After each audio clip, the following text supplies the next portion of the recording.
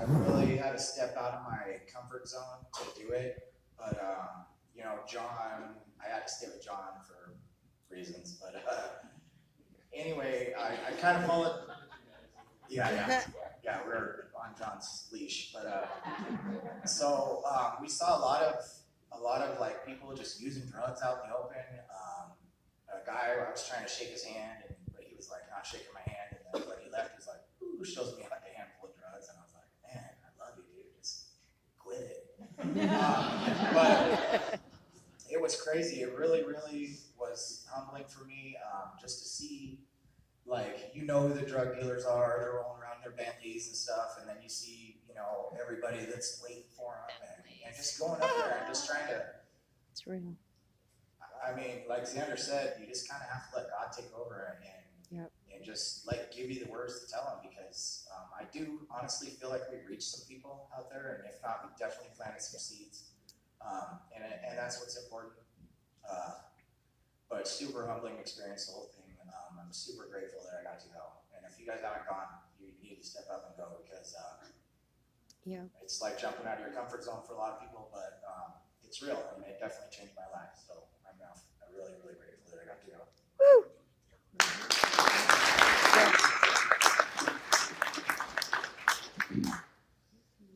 So for me, it was kind of a trip down memory lane at first. I was homeless in Seattle from 2009 to 2011, so I stayed down there at the same missions and stuff. So the first night we kind of did a lap to my old, I used to do laps around the city, different places to eat and whatnot. So they kind of gave me a little crew to run. We did that exactly. We went all the way from Pioneer Square to Space Needle by the end of the night. And I was just kind of, I just kind of went over in my head all the bad things that had happened to me while I was there. And then, after all that kind of settled in, the second night, I just kind of was watching everybody get all charged up before we went out, and just getting really excited to do war and battle against the kingdom of darkness. And I started feeling peace, and started getting excited myself.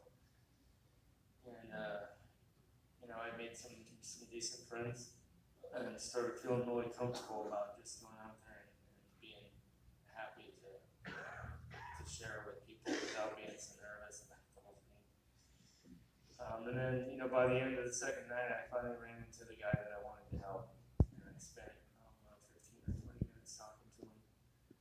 And, I was just like looking in the mirror 5 years ago. He was just beat up. He had a black eye, had no t-shirt on under his sweatshirt, and he was my age. You could tell that he was jonesing. And he was just, he was the reason that I came. I'm going to look for him next time when I go. I saw tons of people that used to live down there that still do.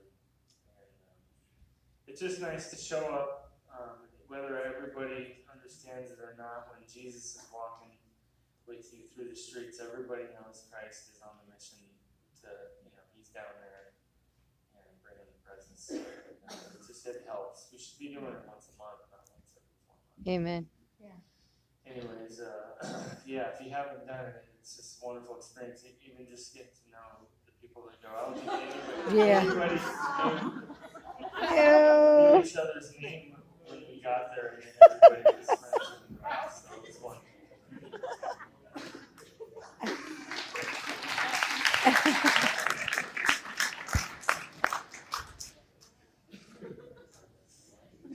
Hey guys. Hi. So, I really did not think that I was going to be going on that trip. It was kind of very sudden. I haven't really actually been back in part of the church for quite a while. Heavy Mason. I just got done doing the parole sanction, and I got out. And that same day, I went by the church to see Adela, and I dropped in. It's like 2 minutes in, and she's like, "You should go live at John's." Yeah. Well, okay, maybe. And then John walks in the door. She goes, "John, Mason wants to live with you." Yeah. I said, "Well, yeah." Before he knew it, he was coming to Seattle too. And because my relationship with the Lord is, up until now, I mean, it's gotten a lot better. And I want to say it's because of that trip. because it was awakening.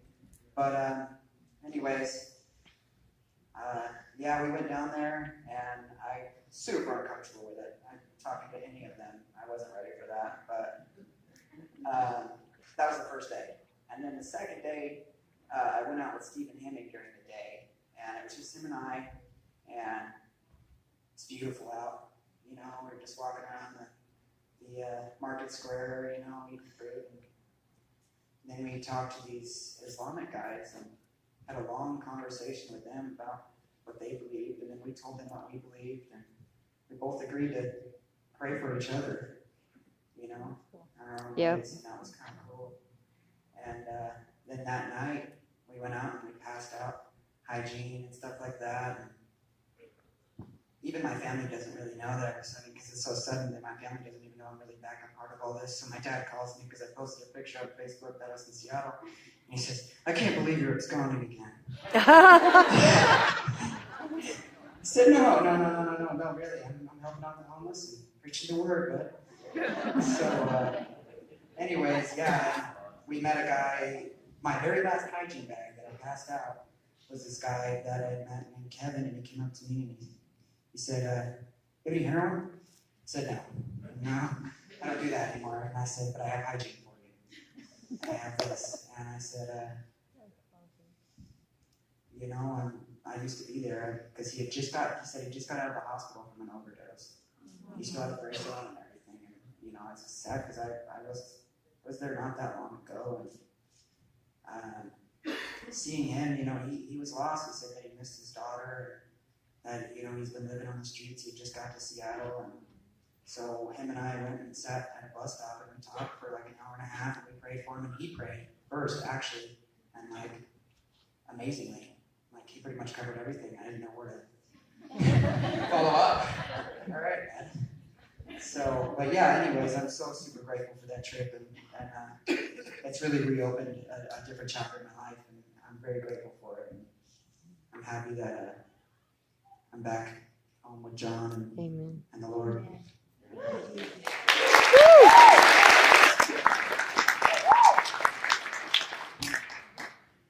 So, I am just mostly grateful for the church that I'm with. I have not gone to the ranch or anything, so praying in front of people has always been really hard. But luckily, Jordan always makes me pray, so that helps. And so it just shows me how blessed I am to be part of a church that goes out and does this. And they definitely need it more. I feel like just handing out little things like hats and gloves they were so like excited over a pair of gloves. Yeah. So it's really sad that they're at that place.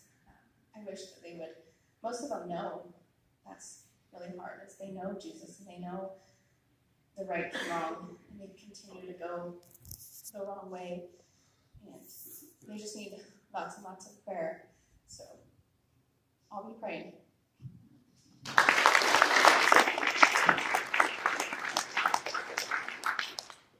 All right, so I've been watching people go to Seattle for 3 years, and I never went.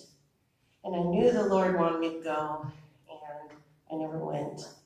And so this time I thought, okay, I'm going to go. And I wasn't happy about it. Really, I was doing it more out of obedience than anything else. I didn't know what I was going to say. I didn't know what I was going to even say. And so I got there, and you know, the Lord is so good. Like He just, when you are doing something that the Lord wants you to do, everything changes, and everything changed for me.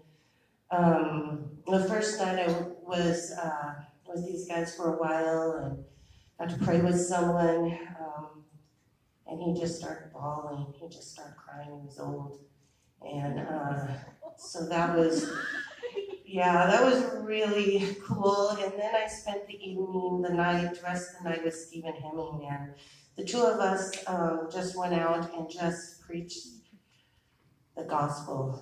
And I just realized, you guys, that the gospel is so simple. And we just sat down on the ground with these people, and we just he would do a card trick and explain the gospel. And even the ones that were so oppressed or possessed or just mentally ill or addicted, they seemed to calm down and they listened to the simple gospel while he was doing this card trick. And we just got to love them. We didn't get a lot of pictures because we were just sitting there with them, and it was beautiful. The second night was there was just a lot of spiritual stuff going on that night. I mean, there was a lot of addiction, there was a lot of possession, there was a lot of just chaos. I almost got peed on. I got proposed to twice. I got hissed at. And so, I mean, it was definitely spiritual, but you guys, it was just so wonderful because, you know, they need it so much, and it wasn't scary and it wasn't awkward. The Lord, when you're called to do something, the Lord makes it good, and it was good. So I just encourage everyone to go if they're called to do it. Just be obedient to that, and the enemy will try to get you to not go, but the gospel is so simple, you guys. It just really is, and these people need hope, so that's it. That's all.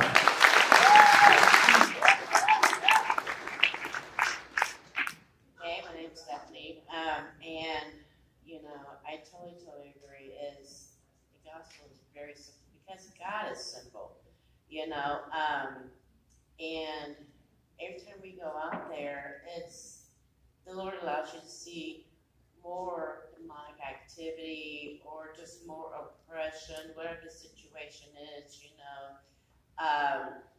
but what impacted me the most about this trip is, well, one of the people is getting close to the very end of the second night. Matter of fact, she was the last one. Katie just said that she got hissed at. Well, we were grouped, and this lady was just completely possessed. But you know, you can always tell sometimes just by looking at them. Sometimes they're not manifested for a little bit. It might take a day or two, but they eventually, while you're there, you're going to know. But some people you just walk up to and they are just so possessed that, you know, you can just tell. But at that same time, I was also talking to another lady that had come out to have a cigarette over there at one of the shelters. And she was barefoot, and I looked at her feet, and I'm like, oh Lord, her feet were swelled. And she was a skinny gal, you know, and she's, I would say, 30, 40 something years old maybe.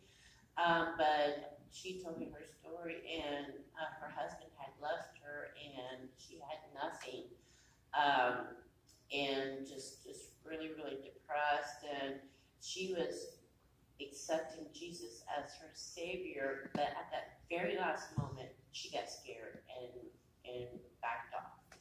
And that's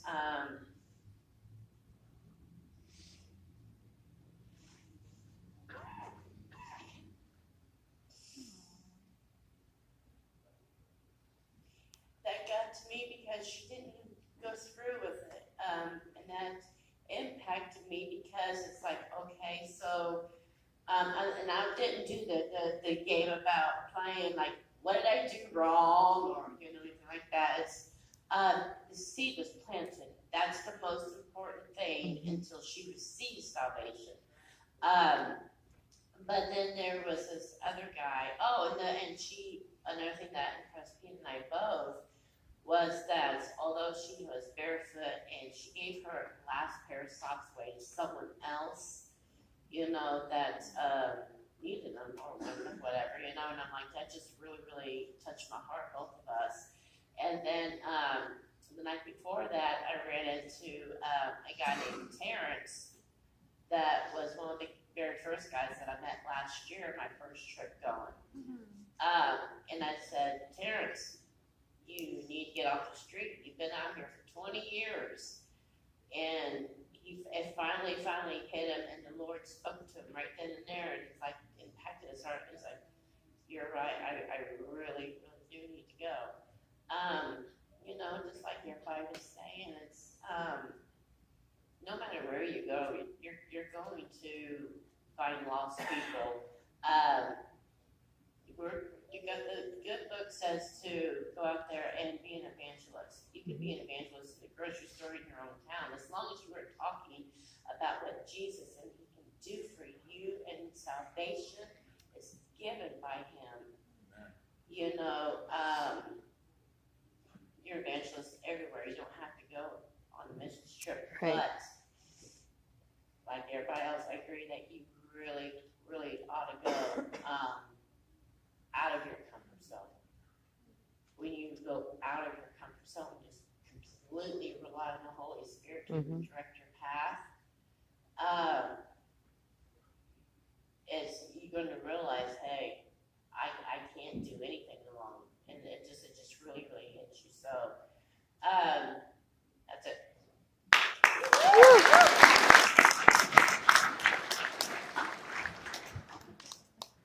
Hi.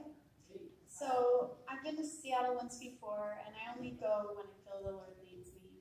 There's been times where He's very clearly told me not to go. So you always want to listen to that leading.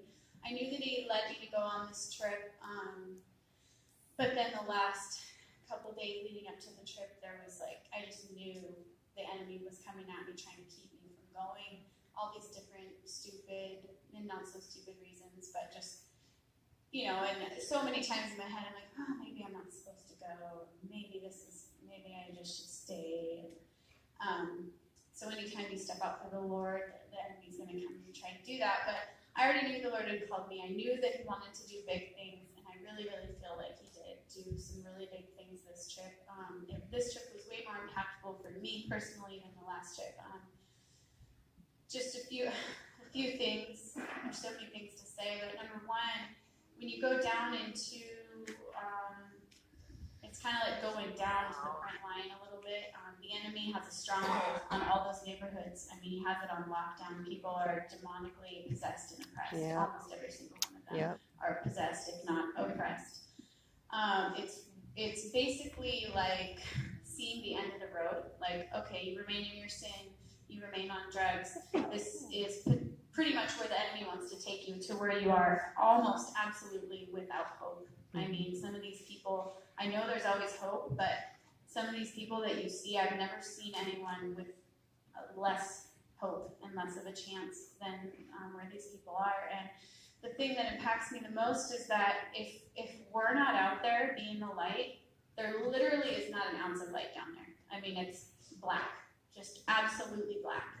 And by us going down there, we're bringing the light. But if we weren't there, there would not be just even a speck of light. I mean, it is black as black. And so that's why, number one, it's important to remember the enemy entices you with these sins, and it's all glittery, it's fun. But then when you see the streets at night at 3:30 in the morning, when all it is crackheads and people Matt's age walking around with their pants just full of pee, going, I'm not kidding. That's the way it is. Everybody is like that, and it's like, whoa, this Yep. is where it leads. It's not glamorous.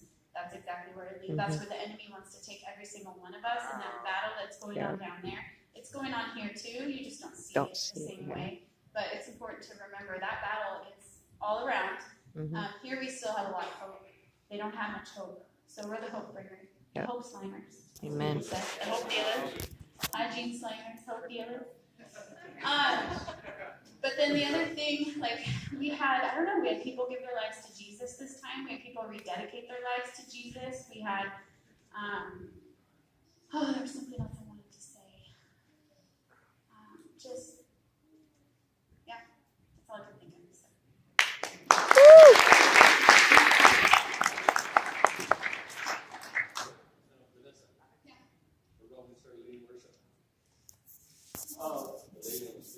Oh, that's interesting. So it was totally weird because I wasn't even in this conversation, and there was this lady sitting. She's in one of these pictures, but she's sitting on the sidewalk in her hair all, and she's like, and I was kind of over here.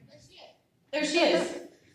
Oh gosh, it's just really sad. So I'm standing over here, and she starts doing this thing like she's gonna sing. She's like, and her voice was all raspy, and she couldn't sing. And I wasn't even near her, and I kind of turned this way, and she points directly at me, and she's like, you know how to sing. Why don't you sing? I'm like, that's weird. How does she know that I sing? So and just a second ago, she had asked Logan for a light, and Logan's like, I don't have the light, but I'm like, he's like, I have the, what did you say, the fire, something about the Lord, the light of the world. So then somehow the song just came to me. I don't remember. It was a song about you provide fire.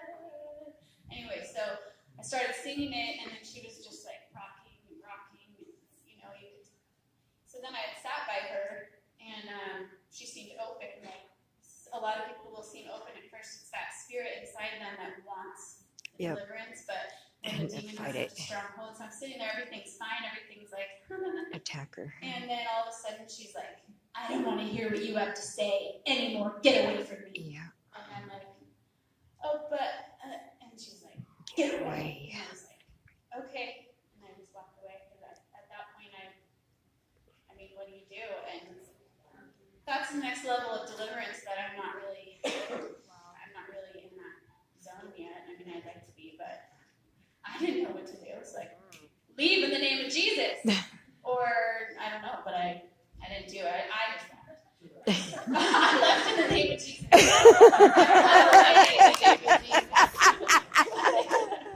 One day, I'm going to get to the level of with ministry to where I trust in the Lord's power enough to cast out demons, and I believe that is where we all can be, but, so anyway, that's that story. Okay. One more cool story. Okay, so John and Amanda knew this lady, Sophie. They've seen her. I've never seen her, but they've seen her every year that they've gone, ever since they've been going, I think. And every year they've seen her. And like last year, she was doing really bad. She looked horrible, and they were talking about her a whole bunch. Before we went out the first night, like, we gotta find Sophie. Where's Sophie? And I was just hearing it. I didn't know what she looked like or anything. So Saturday, we all kind of go our separate ways. Matt and I were maybe going to meet up with some of his family, which is another cool testimony, but we ended up not. So we were strolling around downtown. We ate, and then we did a little ministry, and we were kind of just walking around looking for opportunity. And we were going to look for his uncle's jeweler shop, because his uncle's used to have a jeweler shop. So we're looking, and I'm going across the street, and just this girl stood out to me for some reason. I'd never seen her before, but there was like, the Lord will sometimes say, look at her, or illuminate certain things. So I noticed her, and I had seen her, and the Lord said, tell her she's beautiful. So I was like, okay, I was going to tell her, but we were crossing, and we were going this way, she was going this way, and she kind of went around this way. So I didn't get a chance to get to her. So I thought, whenever things like that happen, when the Lord does something like that, I just knew that I was going to run into her in a little bit. And I'm like, okay, God, well, I'll talk to her in a minute when you show her to me again. So we go, we do our stuff. Then like 2 hours later, we're going to head back to our car. And she was standing and hanging out right by our car. So I'm walking with him, and I'm like, oh, I got to talk to this lady. He's like, oh, yeah. I'm like, the Lord told me I have to talk to her. So he's like, okay. So I had to cross through these people, go over here, and I'm like, hey, I just wanted to tell you that you're beautiful. And you could tell that she, even though she had like no teeth, you could tell that she'd been, through it, for a long time. But she had lipstick on and earrings, and she was trying, and her style was kind of cute. And so I went up to her, and I'm like, I just want you to know that you're beautiful. I felt like I was supposed to come talk to you. The Lord put you on my heart. And you have a cute style, and you're beautiful. And she's like, oh, thank you. And can I have some money? And I'm like, no.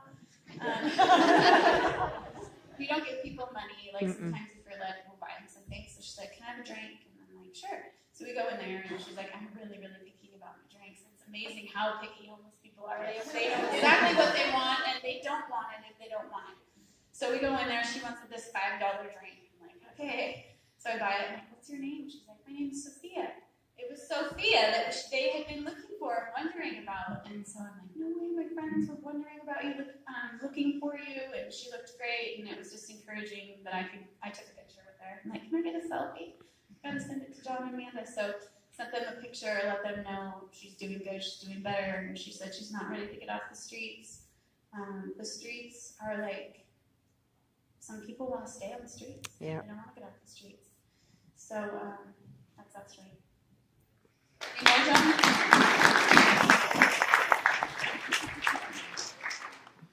So for me,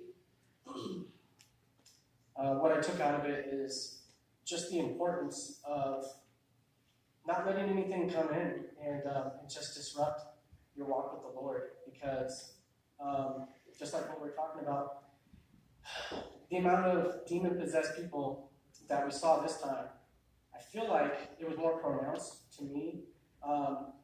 Pretty much everybody that we talked to, you would get to talking to them, and either they knew the Lord, and like they really knew the Lord, it seems like, and they know Scripture really, really well, and they know the situation that they're in. They're fully conscious of it, but at the same time, they're saying, the enemy's after my soul, and I'm getting high because I'm trying to stay alert because I have Satan after me. He's going to catch me slipping. And we talked to a guy who's been up for 16 days, but he knew the Lord, and it's like it just throws your whole perception and whatever you think you know spiritually. It's like you get a massive awakening when you go put yourself out here. This is my third time going, and every single time I get a new awakening to the battle that we're in and to what people are really. I mean, this is a war. This is a real war. And I was struggling before I went. And I even was saying to my wife that I don't know if I'm supposed to go because I just didn't feel prepared. And I was talking to a brother here at the church, and he's like, you know what? You know the truth. And we overcome by our testimony. And immediately I was encouraged, and I was like, you know what? No, I'm going to go. And I'm so glad that I did it because we have to guard our minds. We have to guard our minds.